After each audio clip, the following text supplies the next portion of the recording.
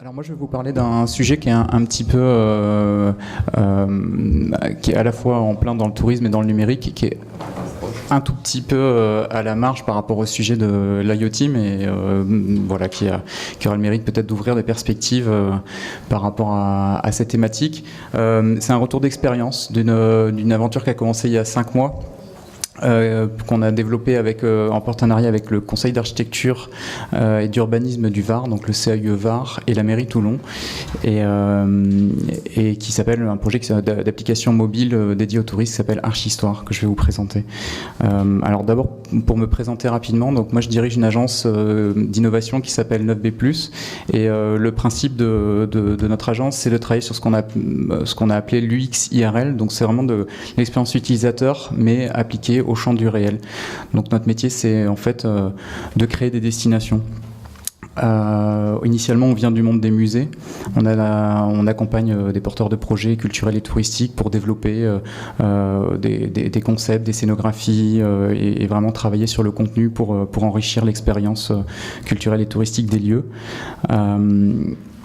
On a développé ensuite une expertise plus stratégique, enfin ce qu'on appelle du design stratégique, pour travailler de manière plus en profondeur sur des stratégies d'innovation pour nos clients, et de plus en plus aussi également avec des clients privés qui empruntent aujourd'hui au secteur de la culture et du tourisme des techniques pour faire venir pour s'adresser à leur public de manière différente que celle avec laquelle ils s'adressaient jusqu'alors. Donc on accompagne en fait un transfert de cette compétence touristique qui est traditionnellement dynamisée et mise en œuvre par le secteur public vers des opérateurs privés qui s'en emparent.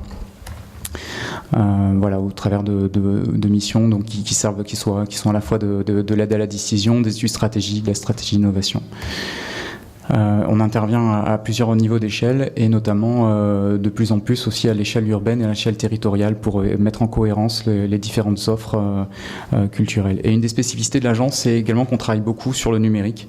Donc ça, c'est lié au fait que moi j'ai un background d'ingénieur en télécommunications, et donc j'ai un peu, on va dire, réuni le meilleur des mondes de l'ingénierie culturelle d'un côté et de la technicité numérique de l'autre. Alors l'idée de l'application d'Archistoire, l'état des lieux qu'on a fait, c'est tout d'abord que vu qu'on travaille beaucoup pour le tourisme, on s'est intéressé un peu à différents chiffres, et le constat qu'on fait, c'est qu'il y a une vraie tendance du tourisme urbain aujourd'hui. Donc on l'observe par les chiffres, notamment avec l'augmentation des nuitées qui augmentent chaque année, et de plus en plus, donc de manière assez exponentielle. Et aussi ce chiffre qui est assez parlant, qui est que 2/3 des visiteurs touristiques chaque année sont des touristes urbains. Ça s'explique sans doute par le fait que les gens ont moins de vacances, peut-être moins d'argent, etc. Donc ils partent moins loin, moins longtemps, et finalement, plutôt que de passer 3 semaines dans la Pampa, ils vont visiter pendant 4-5 jours une ville. Ce qui fait quand même presque 1 milliard de touristes chaque année qui visitent les villes. Alors moi j'en ai visité des centaines de par mon métier, des villes, des sites différents, et ce que j'ai constaté, c'est qu'on avait toujours affaire aux mêmes outils d'interprétation et de découverte du patrimoine des villes, c'est-à-dire des outils extrêmement standards, souvent assez pauvres en contenu, ou en tout cas sur lesquels il n'y a pas forcément un appui sur un acteur qui permet d'authentifier ou de créer vraiment des contenus à forte valeur ajoutée. C'est des expériences qui sont souvent cloisonnantes. On a un casque sur les oreilles. Enfin, on est plus tellement dans la. Enfin, je trouve que ça coupe un petit peu de l'expérience qu'on a souvent envie de partager avec des proches, en famille ou entre amis. Donc en fait, moi je me suis trouvé souvent très frustré en fait des outils qu'on pouvait avoir à disposition pour découvrir les villes et le patrimoine architectural des villes. Voilà, enfin, rapidement le type d'outils qu'on trouve, quoi. C'est au-delà du contenu, même juste l'expérience, quoi. L'expérience utilisateur, on est vraiment loin de ce qu'aujourd'hui peut offrir le web et les technologies. Donc effectivement, ces solutions qu'on trouve un peu partout, elles ont l'avantage de ne pas être chères. Elles ont l'inconvénient qu'au niveau des contenus, elles sont pauvres et qu'au niveau de leurs fonctionnalités, elles sont extrêmement peu différenciantes, quoi. C'est un peu toutes les mêmes. A contrario, on va trouver sur certains sites, par exemple ici c'est au Château d'Amboise, des applications qui sont pour le coup des vrais jeux vidéo. Dont on peut se poser la question de comment est-ce que ça vient interférer avec l'expérience sur site, quoi. C'est-à-dire que quand les ados sont en train de jouer à ce jeu vidéo, sont-ils vraiment en train de découvrir le Château d'Amboise? Mais au-delà de ça, il y a juste une question de coût, quoi. C'est qu'une application comme ça vaut plusieurs centaines de milliers d'euros, et c'est vrai que les villes, les territoires, les sites patrimoniaux n'ont pas du tout les moyens de se payer ce type d'application.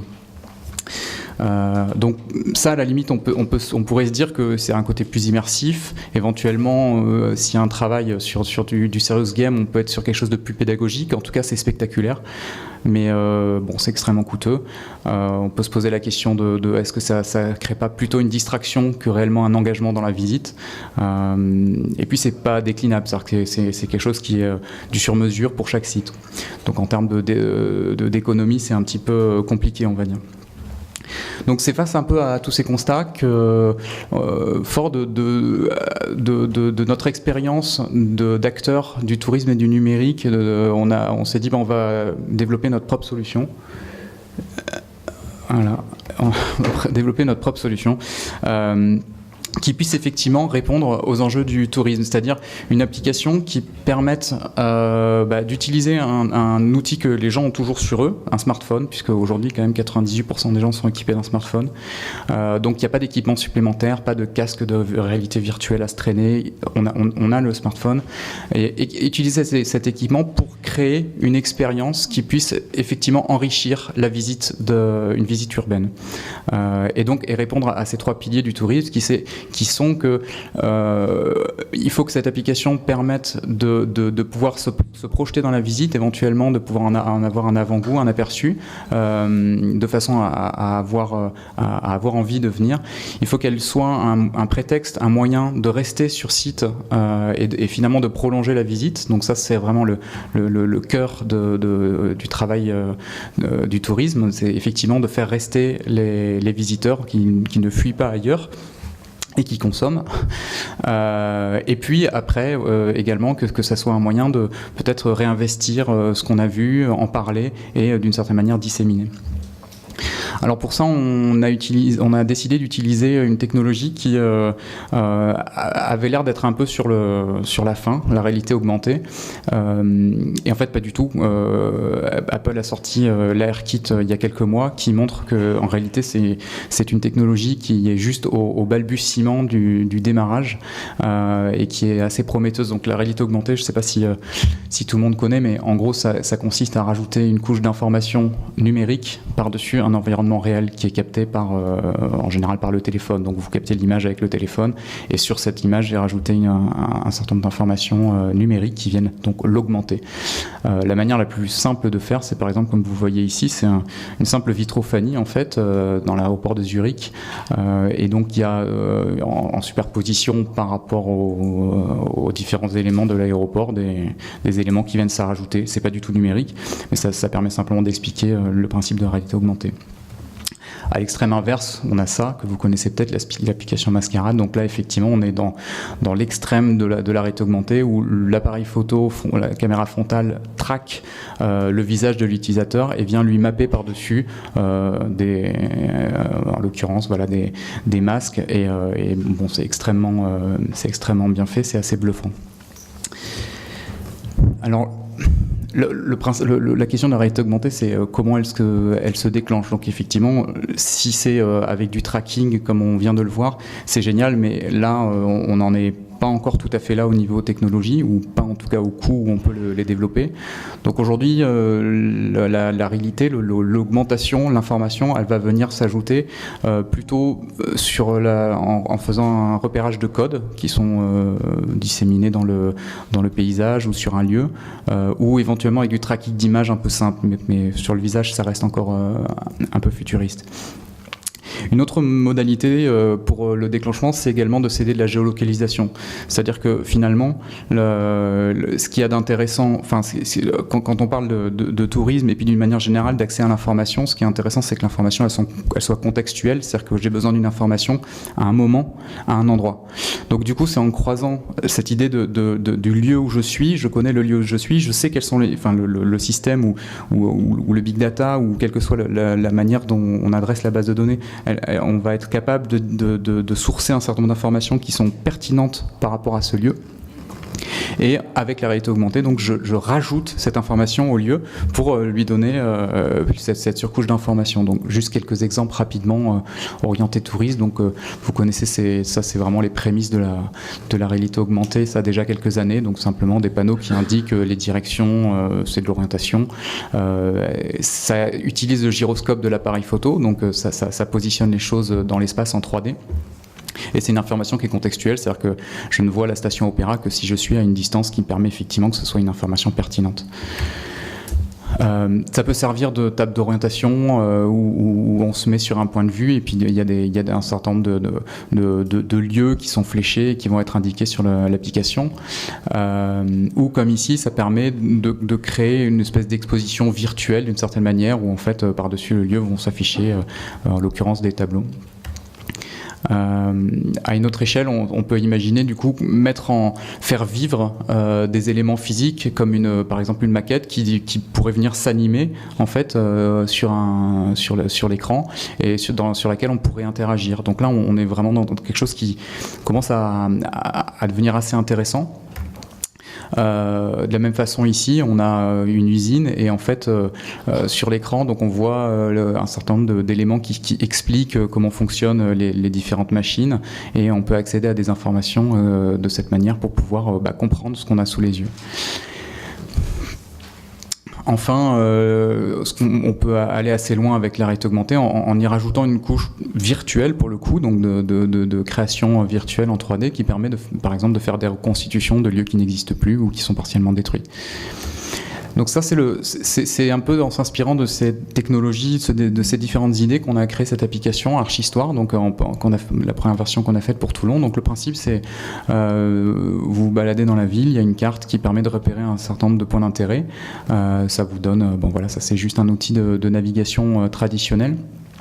Et une fois que vous avez sélectionné un lieu, vous avez un itinéraire pour vous y rendre.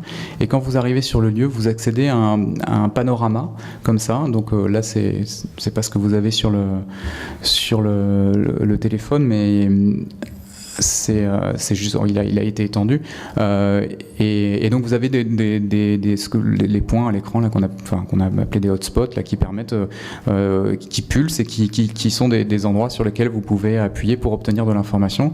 Et alors l'intérêt c'est que en fait il y a besoin de pointer avec son téléphone vers l'endroit qu'on regarde. Donc on est vraiment en connexion avec le bâtiment, avec le lieu. On perd pas en fait on perd pas la notion de réalité du lieu dans lequel on est, quoi. C'est pas comme parfois où il y a une double navigation où en fait on est sur une application et puis finalement on est en train de se balader physiquement dans un lieu mais on est en train de se balader aussi dans l'application virtuellement et finalement c'est une double navigation, il n'y a pas de lien. Là en fait les deux sont un seul et même mouvement, c'est-à-dire que je sors mon téléphone à un endroit à un moment donné et je capte ce qu'il y a sur ce lieu et j'accède à des points d'information qui sont contextuels par rapport à ce lieu. Donc voilà ce qui apparaît par exemple dans l'écran. Donc il peut y avoir des points comme ça qui permettent de rentrer virtuellement à l'intérieur des bâtiments, donc à la manière d'un rayon X, un peu comme si on scannait à travers la façade du bâtiment pour pouvoir y rentrer. Je vous ferai une démonstration après.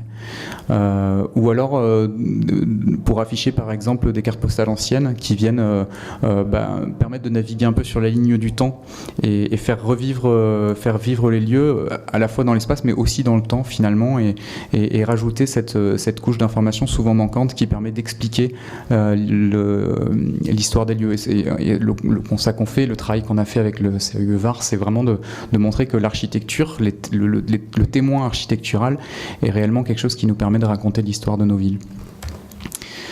Moi, j'ai pas l'œil sur la montre, donc si quelqu'un me fait un signe par rapport au... Non. D'accord. Voilà, évidemment, bon, il y a beaucoup de contenus qui ont été développés avec un style qu'on a cherché à être délibérément concis et adapté au grand public pour que ça soit un peu sur le registre de l'anecdote, sur des choses qui sont faciles à consommer sur place, en essayant de ne pas tomber dans le travers du fait que quand on est en train de se balader, c'est pas le moment de faire de la grosse lecture. Donc c'est plutôt de la petite information très ponctuelle et il y a un système qui permet de bookmarker les contenus de façon à pouvoir les lire à un autre moment quand on n'est plus disposé à lire des contenus un peu plus denses. Alors, voilà une petite démonstration de la manière dont ça se passe. Donc c'est un screenshot de l'application. Donc vous arrivez sur un lieu, vous avez un petit panneau d'information, vous scannez le lieu comme ça, et puis vous avez les cartes postales anciennes qui peuvent venir se rajouter ou différentes images d'archives. Vous cliquez sur les points et apparaissent des informations. Donc ça, c'est les contenus que vous pouvez lire plus tard en question. Donc ils sont bookmarkés dans l'archidex. Voilà, et puis il y a certains endroits comme ça où on peut rentrer à l'intérieur des lieux et explorer, donc cette fois-ci en réalité virtuelle d'une certaine manière, les lieux et accéder à des endroits qui sont vraiment non connus du public et inaccessibles. Ou par exemple cette salle de fabrication des décors qui est à l'intérieur de l'opéra et à laquelle il est très difficile d'accéder.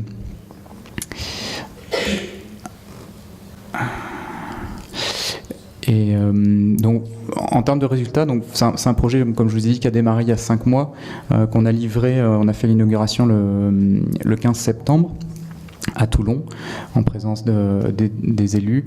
Et alors, j'ai pas fait un tracking là depuis le 15 septembre, juste on a regardé à une semaine, on avait 800 téléchargements. Donc, juste à titre de comparaison, le CAUE VAR organisait des visites, il avait 100 visiteurs par an. Alors, nous, on a eu 800 téléchargements en une semaine. Donc c'est juste pour illustrer, mais vous le savez bien, un peu le potentiel de ce type d'outils par rapport à en tant que guide de visite. Et après, dans les perspectives, on a donc une version 2 qui est en cours de réalisation avec la ville de Toulon pour améliorer l'existant, rajouter des fonctionnalités. D'autres déclinaisons qui sont prévues dans d'autres villes également, qui sont en cours de négociation. Et puis, surtout, on a appris la semaine dernière qu'on était sélectionné pour faire partie des 400 entreprises, des 400 startups qui vont exposer au CES, donc au Consumer Electronics Show à Las Vegas en 2018. Ce qui nous permettra d'aller regarder aussi comment ce type de solution peut s'adapter à un autre type de marché, à un autre type de ville aussi. Donc en allant voir comment est-ce qu'on peut décliner avec un public américain cette solution.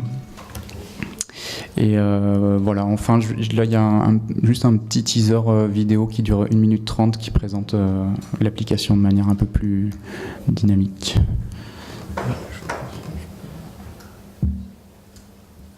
Bon, mais vous n'avez pas le son. Vous chantez ça?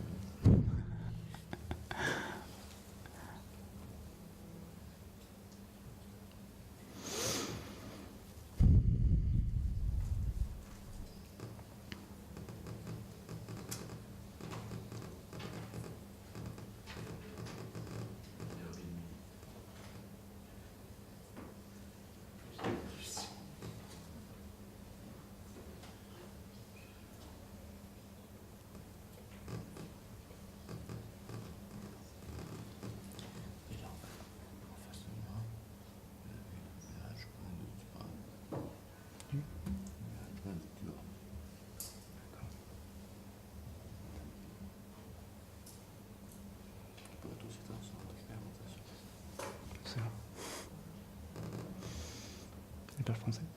Elle parle français.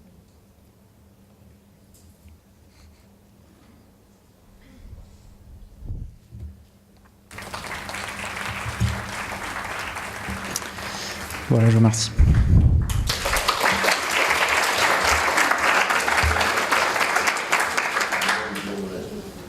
Sûrement des questions, donc on vous écoute.